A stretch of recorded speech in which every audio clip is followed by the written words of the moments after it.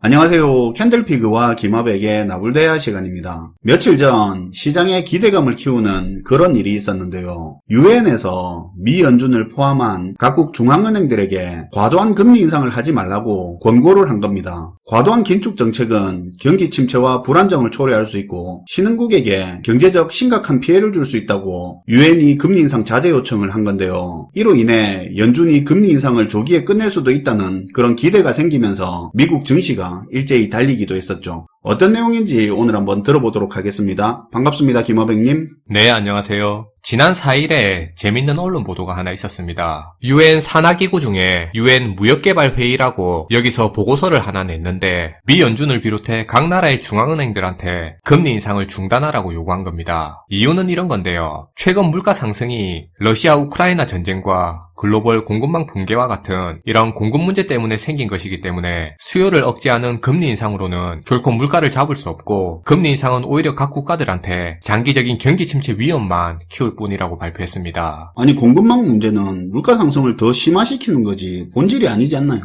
일단 한번 들어보세요. 그래서 각국 중앙은행들이 급격한 금리 인상을 지속할 경우에는 특히 개발도상국들이 심각한 경제 피해를 입을 수 있다고 우려했어요. 그러니까 정리해보면 금리 인상에만 의존하지 말고 공급에서 비롯된 문제이기 때문에 세금이라든지 규제정책 등의 이런 정책적인 제도 마련을 통해서 기업들의 생산 증가를 유도할 수 있는 쪽으로 공급 방향에서 문제를 풀어서 물가 상승을 잡아야 된다고 주장한 겁니다. 공급만 원활하게 되면 물가가 잡힌다. 금리 인상만으로 해결하려고 하지 마라. 그 이야기 하는 거잖아요. 그쵸. 근데 여기서 재밌는 사실이 있습니다. 최근에 미국을 비롯해 우리나라도 마찬가지지만 주식 등의 자산 시장이 워낙 재미도 없고 계속 악재만 나오고 힘들게 흘러가다 보니까 시장에서는 뭔가 하나 기대감을 부추길 수 있는 그런 티끌 같은 건덕지라도 계속 기다리고 있는 상황이죠. 어쨌든 올릴 만한 이유를 찾고 있는 겁니다. 그쵸. 뭐 어디서 콧노래 소리만 들려도 곧 축제 열릴 기대감이 커졌다고 할 판이죠. 맞아요. 실제로 이번에 유엔이 각국 중앙은행들한테 과도한 금리 인상을 자제해달라고 요청하니까 시장에선 이번 계기로 미 연준이 금리 인상을 조기에 끝낼 수도 있다는 이런 기대감이 생기면서 미국 증시가 일제히 달리기도 했어요. 우리 시장도 그 여파로 한 2-3일 올랐죠.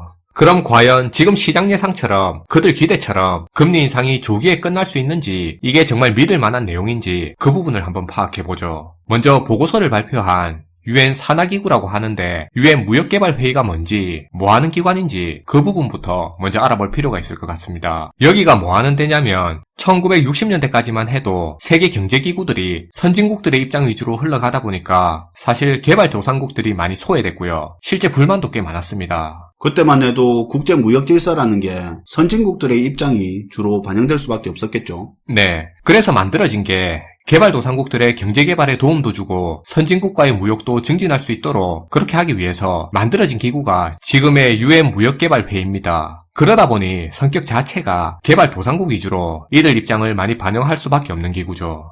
유엔이 금리 인상 자제하라고 권고한 게 이 유엔 산하기관 이야기인데 이 기구의 성격상 이런 말을 할 수밖에 없네요. 실제로 금리 인상 타격이 제일 큰 게 개발도상국이니까요. 그쵸. 그럼 이제 이 내용을 알고 앞에 보고서 내용을 다시 한번 볼게요. 금리 인상으로 개발도상국들의 경제 피해가 커질 수 있으니까 각국 중앙은행들한테 금리 인상을 중단하라고 얘기했습니다. 개발도상국을 대변하는 기관에서 이런 주장을 발표한 건데요. 사실 모든 기관이 입장이라는 게 다 있습니다. 여러분들도 잘 아실 건데요. 세계 흐름이 지금 갈수록 자국 우선주의와 보호무역이 강화되는 추세고 각 나라들은 각자 도생으로 제살길을 찾느라 정신이 없습니다. 그런 상황에 국제적 협력이니 양보와 타협이니 하는 그런 가치가 상당히 줄어든 상태죠. 이런 측면에서 보면 지금 돌아가고 있는 국제사회 흐름 자체가 유엔과 같은 이런 국제기구들이 예전에 비해서 입지가 굉장히 쪼그라들고 있는 상태라고 볼 수 있을 것 같아요. 그렇겠죠. 지금 당장 이렇게 공급망 문제고 보복 관세고 무역에 이렇게 문제가 발생하고 있는데도 불구하고 당장 전부 제살길 찾기 바쁘니까 협력이 안 되잖아요. 세계무역기구 WTO 같은 국제기구들도 지금 사실상 뭘 할 수 있는 것도 없고요. 그쵸. 그러다 보니 이런 국제기구들의 입지도 그렇고 영향력도 계속 줄어들고 있는 거죠. 개인적으로는 문제의 본질을 떠나서 이번 발표 내용 자체가 순전히 무역개발회의 입장에서 자기 영향력을 키우는 쪽으로 의견을 냈다고 보고요. 물가 상승의 본질 자체는 놓치고 있다고 봅니다. 그냥 제3자가 남의 얘기하듯이 해결책을 던지는 것처럼 그렇게 들릴 뿐이에요. 그렇긴 하죠. 공급망 문제 해결하려면 국제적인 협의도 필요하고 서로 합심을 해야 하는데 그런 분위기 조성되면 이런 국제기구들 위상도 같이 올라가겠죠. 회사도 그렇잖아요. 회사 차원에서 해결해야 될 이슈가 생겼을 때 각 부서마다 내놓는 대안을 보면 다 자기들 관심받고 자기들이 주도할 수 있는 그런 해결책 위주로 내지, 진짜 해결책이라고 하더라도 자기 부서 입지 좁아지는 그런 말 안 하잖아요.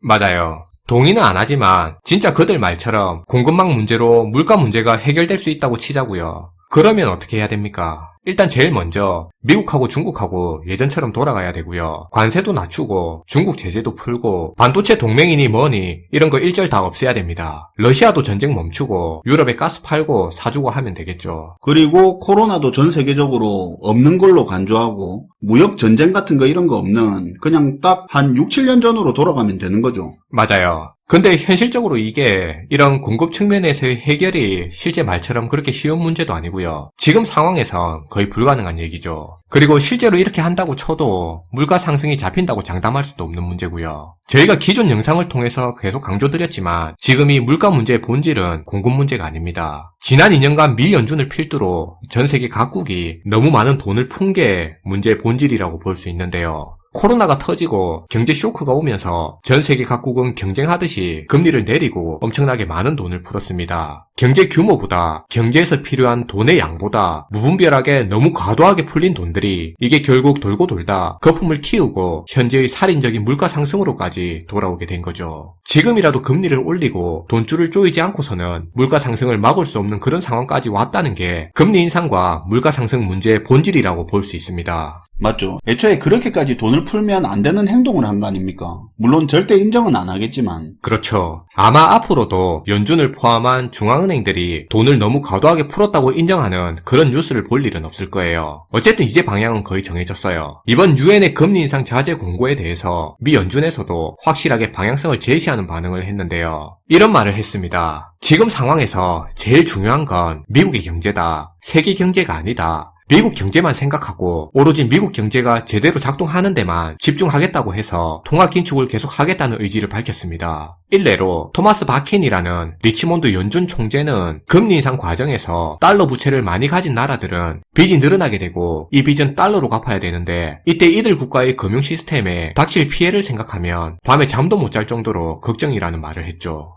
그러면 진짜 다른 데 어찌됐든 그건 모르겠고 미국 물가 잡힐 때까지 금리 인상 그대로 간다 이거네요. 네, 그렇게 이해해야 될 것 같아요. 이번 일은 시장의 기대감이 듣고 싶은 대로 해석한 하나의 해프닝 정도로 이해하면 될 것 같고요. 그래서 낙관적인 정보만 믿고 안심하고 공격적으로 투자를 늘릴 상황은 아닙니다. 지금은 시간이 갈수록 고금리와 고환율 그리고 강달러 현상이 점점 고착화돼가는 그런 과정일 뿐입니다. 근데 그럼 언젠가는 금리는 내려야 할 거 아닙니까? 언젠간 내려가겠죠. 근데 엄청난 자산 붕괴와 대침체로 인해서 돈을 쓰고 싶어도 쓸 돈이 없어서 소비가 극도로 줄어들게 됐을 때 물가는 잡히기 싫어도 그때 알아서 잡힐 겁니다. 사실 이런 식으로 물가를 잡는다는 게 말은 안 되지만 애초에 말도 안 되게 돈을 풀어버린 결과가 이렇게 참혹한 현실로 다가오게 된 거예요. 참고로 어제 한국금융연구원에서 지금 돌아가고 있는 우리 경제 여건을 봤을 때 기준금리가 얼마가 돼야 될지 이 부분을 분석한 보고서를 하나 발표했는데요. 여기 분석 결과를 보면 지금 높은 물가와 1,400원대에 이른 환율까지 고려해서 봤을 때 올 연말에 기준금리가 5.8%는 돼야 적정한 기준금리가 된다고 발표했습니다. 올 연말까지 우리나라 금리요? 네, 올 연말까지를 말하는 겁니다. 그럼 지금 우리 금리가 2.5%고 금통이 2번 남았으니까 거기서 말한 의견대로 한다면 한 번에 1.5%씩 2번 올려야 되겠네요. 그러면 뭐 이거는 슈퍼 울트라 자이언트 스텝입니까? 굉장히 답답한 현실이죠. 한국은행에서는 지금 가계부채 문제 터질까봐 눈치 봐서 그렇지 금융연구원에서는 정책 운영을 정상적으로 간다면 최소 이 정도는 올려야 물가와 환율 상승을 막을 수 있다고 보고 있는 겁니다. 왜냐하면 당장 다음 11월에도 미 연준은 기준금리 0.75%를 올릴 거고 바뀔 수야 있겠지만 그 다음 12월 달에도 0.5%를 올리는 빅스텝을 할 거니까 그럼 연말에 미국 기준금리가 4.5%까지 올라가게 되는데요. 그러니까 우리 입장에서는 그 이상 올려야 된다는 얘기고요. 이렇게 고금리 고환율 상황이 고착화될 수밖에 없고 사실 마주할 수밖에 없는 그런 피할 수 없는 현실입니다. 지금 나타나고 있는 이 모든 물가 상승 문제는 돈의 가치에 대해서 안일하게 운영하다가 터진 문제이기 때문에 이번에 금리 인상은 돈의 가치를 정상적으로 돌리는 과정이라고 생각하면 될 것 같습니다. 네, 오늘도 잘 들었습니다, 김하백님. 네, 감사합니다. 금리 인상의 부담이 그렇게 큰 만큼 금리 인상 속도 완화나 중단에 대한 기대치도 갈수록 커지는 것 같습니다. 그만큼 시장이 간절히 기다리는 것 같은데요. 미국 노동통계국은 지난 8월 한 달간 사람 구하는 구인 건수가 7월 대비 111만 건이나 줄었다는 그런 보고서를 냈습니다. 일자리가 줄어들고 있다는 건데요. 그런데 이걸 두고 투자시장에서는 드디어 일자리가 줄었다는 식으로 말하면서 노동시장이 위축되고 있는 게 지표상으로 확인되니까 금리 인상을 조기에 중단할 수도 있는 기대감이 있다고 하는 걸 보고 아직 정신 차리려면 한참 멀었구나 하는 생각을 했습니다. 시청해주셔서 감사하고요. 지금까지 나불대화 시간이었습니다.